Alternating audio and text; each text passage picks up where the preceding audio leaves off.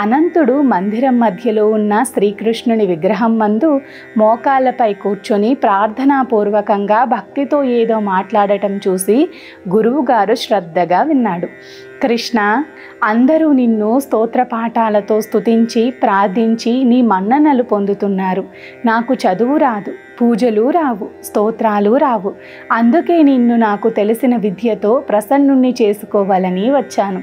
రోజు నా ప్రదర్శన చూసి నన్ను అనుగ్రహించి నీ దర్శన భాగ్యం ప్రసాదించటం నా అదృష్టం.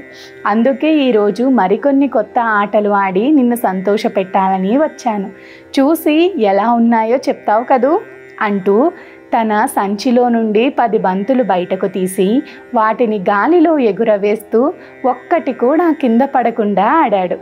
ఆ తర్వాత అరచేతిని నేలపై మోపి తల కిందకి కాళ్ళు పైకి పెట్టి మందిరమంతా నడిచాడు.